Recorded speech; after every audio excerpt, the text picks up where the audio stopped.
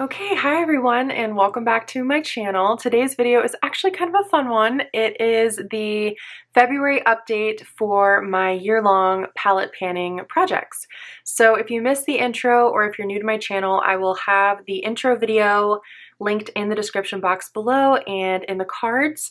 But I'm basically working on two eyeshadow palette panning projects in 2023. I have one that is a pan that palette adapted to kind of like a more usage goal style, and then the other one is a no palette left behind project where I'm trying to use all of the eyeshadow palettes in my collection at least 3 times this year. So I'm really excited to share my progress with you. I hope you have a warm, comforting beverage. I've got coffee on the go and I'm ready to talk about some eyeshadow palettes. So let's start with my Pan That Palette update. So I am working on my Morphe and Jaclyn Hill palette.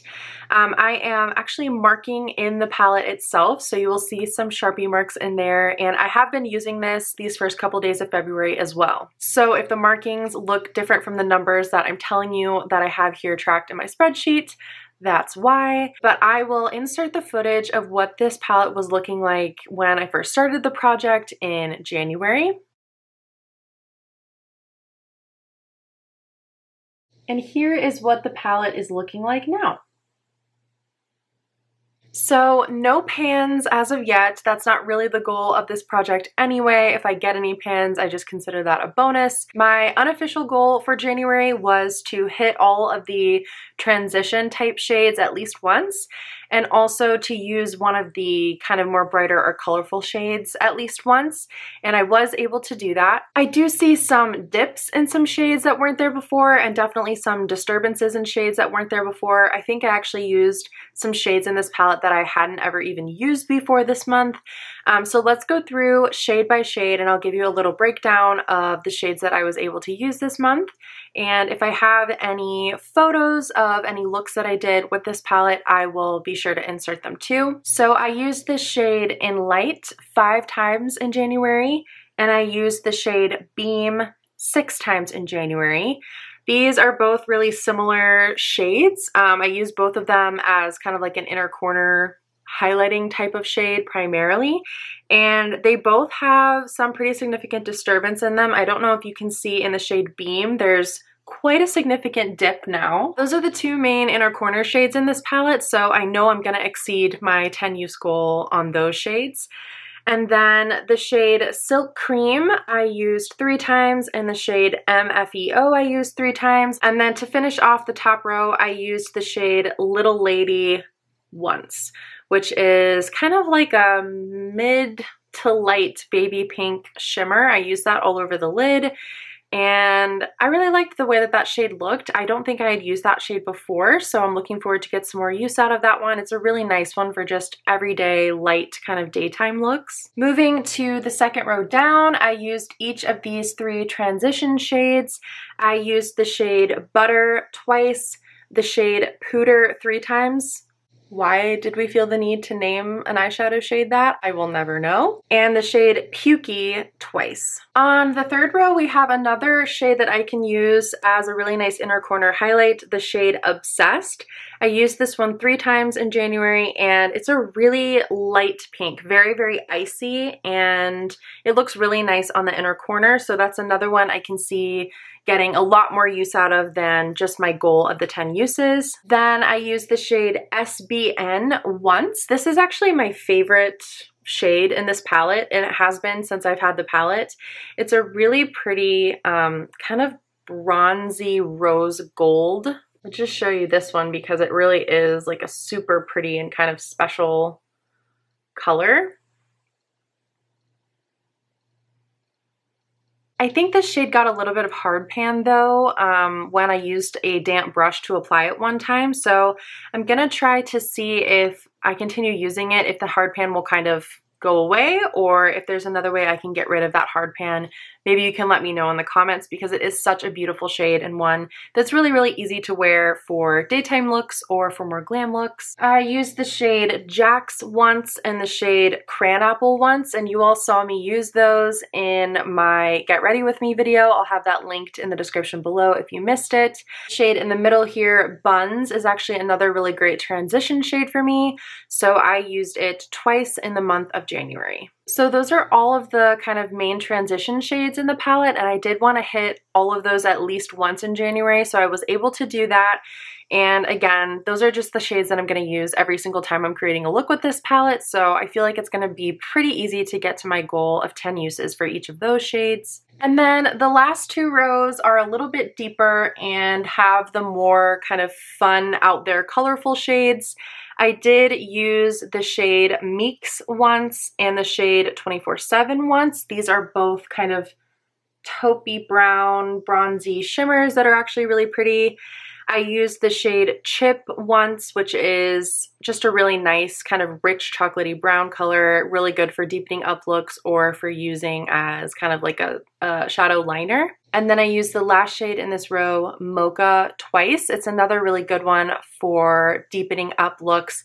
I love those deep matte browns for just adding a little bit of extra depth in the outer corner. Finally, for the bottom row, I was proud of myself in January because I did reach for these greens one time, and I have a picture of that look that I will make sure that I insert.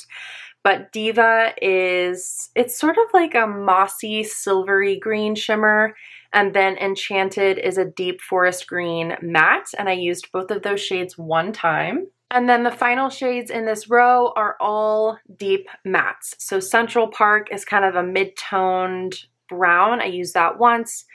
Soda Pop is a really cool toned dark brown. I used that twice in January. And then Abyss is a matte black, and I used that twice as well. So overall, feeling pretty good about my progress this month. My goal for the next update is I would like to hit every shade in the palette at least once. So there are quite a few shades that I haven't used yet in 2023, and I think a good goal would be to hit all of the shades at least once so that I can have a nice foundation to build on to get myself to 10 uses. This corner over here is the one that I'm a little bit nervous about, and I don't know. I feel like it's not going to be that hard to make a look with the purple shades, but the super bright blue and the teal might be a little bit more challenging, especially for this time of year. I feel like those are very summery, kind of bluey green shades, so I'll have to figure out how I'm going to work with those. But if I could hit all of the shades in the palette for March, I would feel like I had made some really good headway on this project. But other than that, I think that is my update for you today. I'm having a lot of fun with this palette. I'm not tired of it yet. I think because it's such a big palette and there is a good amount of variety in here, it's keeping things interesting. But since there are still so many just day-to-day transition, inner corner type shades, deep mattes, the kinds of things I use all the time, it's been really easy to reach for and pair with other palettes in my collection when I'm doing looks as well, which is what I was hoping for. I was hoping to be able to use this as a companion palette as well as just a standalone palette to get the use out of it this year. Speaking of my other palettes, let's move now to my No Palette Left Behind project. This project is my way of moving through all of the eyeshadow palettes in my collection, and as I said, I'd like to use each one 3 times. So not counting the Morphe palette, I used 11 palettes in the month of January, and I'm just going to kind of move through the list, show you the palettes that I used, and insert any pictures that I took of the looks that I created, and tell you about the palettes and how many times I used them, and also maybe set a goal for the next update. By the way, if you see these little post-it flags, we established last time I'm a visual learner, hence the dots in the Jaclyn Hill palette. I don't know, I just like to have something on the palettes when I open up my drawer and see them, to see progress that way without always having to go into my spreadsheet too. So sorry if that bothers you, but that's just kind of like my visual cue of what palettes I've picked up and what palettes I still need to pick up. I used my Wet n Wild color icon in my Glamour Squad 3 times in January. Here is what this palette is looking like, and you would have seen in my January empties, declutters, and pans video that I did hit a pan in this palette, which is really exciting. When I first pulled this palette out and I saw that there was such a huge dip in that shade, I think that gave me the extra kind of motivation that I needed to go ahead and use this palette 3 times. So I have completed my usage goal for this palette in my collection, although I had to kind of stop myself from reaching back into this palette because once I started using it again, I realized how much I love Wet n Wild's matte formula. It is just such a nice eyeshadow to work with, and I love the tones in here. They are those really nice kind of deep, warm, brownie matte tones, really neutral for every day. I don't love the Wet n Wild shimmer formula, but I was able to create some really nice daytime looks just tapping them really lightly over the lid instead of trying to build them up and get really great color payoff from them. And I think they work well that way, just for like a little hint of sparkle all over the lid. But yes, very excited to have completed the usage goal on at least one of the palettes in my collection. Then I used my Smashbox Cover Shot Major Metals palette one time in January. This is actually the oldest palette in my collection. So this is an all shimmer palette, and the shimmers are stunning. Some of the most beautiful shimmers I have in my collection. So even though this is my oldest palette, I'm still not ready to get rid of it. I actually made an Instagram reel about this palette, so if you'd like to see some up close swatches, you can visit my Instagram at alreadyshoppedit and check out that reel, because I just wanted to show this palette some love and attention, because I haven't used it much in recent months, and getting it back out again, I fell back in love with it. I did a look using this taupe shade right here, and it was a very cool toned, wintry kind of an eye look, and I really enjoyed wearing that look. So I can't wait to dip back into this palette a couple of more times, play around with some of the other shimmers in there. It really is a great formula and a great palette in my collection that I'm excited to get some more use out of, so we will be seeing more of this palette soon. By the way, they don't make this palette anymore. I feel like I should say that. The Smashbox Cover Shot palettes, I think, like in this same size and packaging, I think they do come out with a new one every so often. They're not always all shimmers. I know I've seen ones that are all matte and some that have a mix of matte and shimmers. So if you were interested in trying Smashbox's formula, I think you can still find palettes kind of like this, but this particular one is long discontinued. Next is my Pat McGrath Celestial Divinity palette. This was the Pat McGrath holiday palette a few years back. I used this one time in January, and I used it specifically for the shade in the bottom row called Dragonfly. It's such a stunning shade. I had been watching a lot of YouTube videos about kind of smaller like indie brands, multi-chromes, duochromes, that kind of thing. And I started thinking to myself, what do I have in my collection that feels special like that? Because I don't really have any single eyeshadows from indie brands as of yet. But I immediately thought of this palette and how stunning the shade Dragonfly is. I'll insert a photo of what this looked like when I wore it, because I wore it kind of sheared out all over the lid. But I'll also show you up close and give you a swatch of this one so you can see what it looks like when it's really built up. It shifts from green to gold to pink, kind of to orange as well, because it has that really warm base. And on my hand here, it almost looks a little bit more pinky purpley. So super pretty, special shade, such a pretty one. And I did count that as a use of the entire palette, just dipping in for that one shade.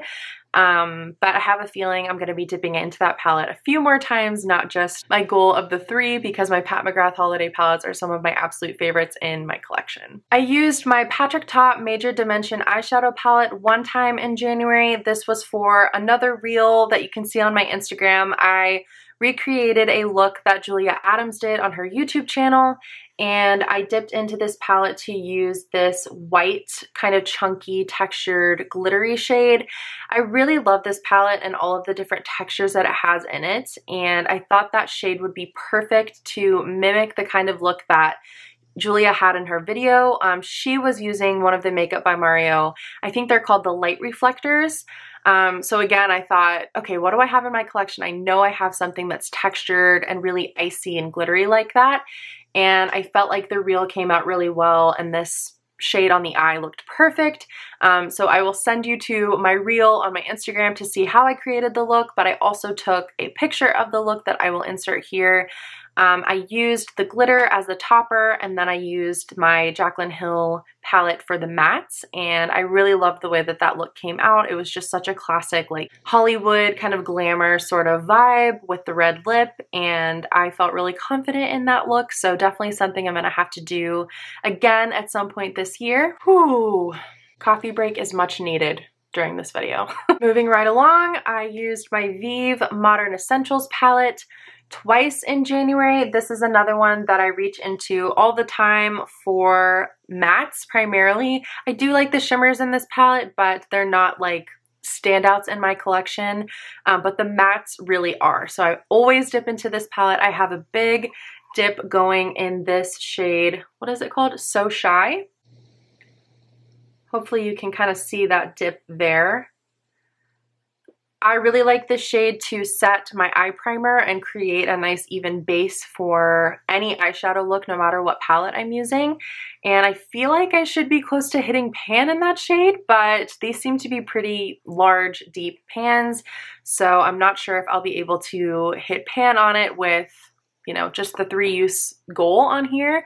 But another really nice palette for pairing with other palettes for neutral everyday looks or for more glam looks that need a little bit of depth because it has those dark mattes. Next up, I used my Natasha Denona Gold palette one time this month. Actually, in my very first YouTube video on my channel, that kind of greeny eye look I was wearing was from this palette, and I also took a picture of it that hopefully I can insert for you here. So I just basically used one of the kind of camel color transition shades through the crease, and then I took a combination of this blue shade with the deeper blue shade as a base, and then I put this duochrome shimmer all over it, and it turns the blue into green. And that's how I created that look. It's one of my favorite looks to do with this palette. Certainly one of the most expensive palettes in my collection, and one that I need to get some more use out of. So you will see me dipping back into this one hopefully very soon, although I think that this is also a really nice palette for the summertime. I used my BH Cosmetics Blueberry Muffin palette one time in January. I did kind of like a purpley look using all of the purples in here, especially this really pretty kind of soft periwinkle shimmer. That shade is called Yummy. And then some of the other mattes, this periwinkle matte up here is called Cheat Day. I know that was in the crease.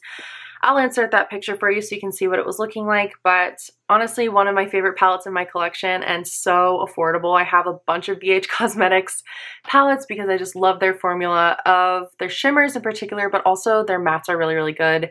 And the color stories. I love the color stories of their palettes too. So you will be seeing more BH Cosmetics in these videos very soon. I used my Natasha Denona Mini Retro palette one time in January. Mainly the middle 3 shades. I put the lightest matte through the crease, the deepest green, but really more gray kind of a matte in the outer corner, and then this green that's really gray shimmer all over the lid. And I think I used this shade on the very end as my inner corner shade. I always want this palette to be more green than it is, because when I look at it, I definitely see khaki green. But then when I put it on my eyes, it just looks like another kind of silver, cool-toned color story on me. So I don't know. It's not my favorite palette for that reason. I really wanted it to be green. But now that I've accepted that it isn't green, I think I can use it in the way that I would use any other cool tone kind of an eyeshadow palette. The shimmers are nice. The mattes are nice. It's Natasha Denona, so, you know, the quality is there. But definitely not my favorite Natasha Denona mini palette that I have, although this shade on the end is kind of the saving grace of this palette. It's such a beautiful textured shimmer. Like a really nice champagne color. I'm trying not to do swatches of every palette because then we will literally be here forever. But if there is a palette that I use that you ever want to see more of, or you'd like to see a 3 looks 1 palette, just let me know in the comments and I'll make a note of it to do another video where I use that palette and show you more. We are on the home stretch now though. Only 3 palettes left to go. So I used my ColourPop Pisces in the Sky Quad one time. I really liked the look that I made with this palette. I used both of the neutral mattes on the bottom here, and then I used this top corner kind of more duochrome shade all over the lid. And it made for a really pretty kind of like icy snow day kind of a look. I did my makeup using this palette when it was a snow day, and I was really feeling the icy vibes. And so even though I would consider this more of like a summertime palette because of that really strong, rich ocean blue, I kind of liked using it for a more wintry, icy look too, so that was a really fun one. I used my ABH Subculture one time in January. This is a palette that is hardly touched in my collection, so really would like to get some more use out of it. I really like the look that I did with this palette. It was kind of unexpected. I did more of like a purple look, and I used both of the purple mattes and this corner shade Cube, which is like a white to pink shift. All over to give it sort of like a pink cast over everything, and I thought it looked really cool, although the shade Cube is a little bit difficult to work with, so that was kind of a struggle, but I really liked the look. And actually when I shared it on Instagram, people were messaging me like, wow, I never would have thought that would come from ABH Subculture. So maybe another way of looking at how to use this palette instead of the kind of green mustardy kind of a route. Although I would like to definitely dip into this palette and do some looks like that too in the coming months. And last but certainly not least, I used my Pat McGrath Moonlit Seduction palette one time in January, and you all saw it. I did a trying new makeup video where I gave my first but really second impressions, because I had used this once on Christmas Day when I got it as a Christmas gift, and then I used it again with you all in that video, and I loved the look that I came up with in that video. It ended up being like a really rich taupey silvery kind of a smoky eye, and I had a lot of fun making that video and using this palette. There's a lot more versatility in this palette than you might think. I actually posted that look to my Instagram stories and asked if anyone could guess what palette it was from, and no one guessed it. So I think it shows that there's a lot more versatility to this palette than meets the eye.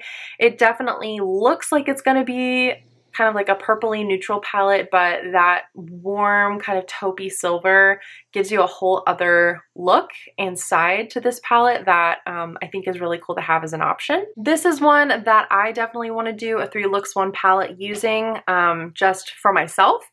But if there are any other palettes that you would like to see more looks out of from me, just let me know and I will put that on my schedule to film. So that is everything. Those are all of the palettes that I used in January. That is the update. My goals for the next update are to use a completely different set of palettes.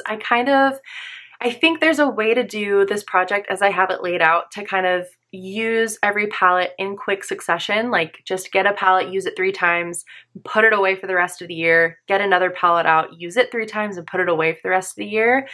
But I think to keep things kind of exciting for myself, I want to have that feeling of like, I can't wait to use this palette again, and then not let myself use it, so that I feel like I always have something to look forward to and come back to, knowing that I will come back and use that same palette at least 2 more times over the course of the year, and that way I feel like I'm constantly moving through and rotating the products in my collection, and it seems to be working well so far. I'm really enjoying it. I'm having a lot of fun putting eyeshadow looks together, so I hope you enjoyed seeing my progress so far. Let me know if you are working on any eyeshadow panning projects in the comments down below. I would love to know which projects you're working on. I watch content on all of them.